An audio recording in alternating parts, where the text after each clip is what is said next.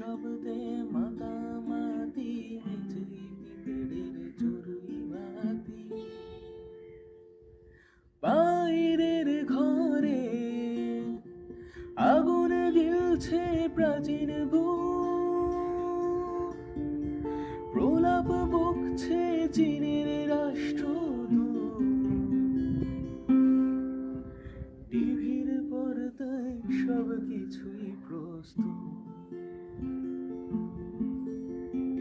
আমার বইয়ের তাকে জমছে ধুলো, পথ হারাচ্ছে শব্দগুলো হঠাৎ তোমার কপাল ছুঁলো, নাড়লে করা দরজা খুলো।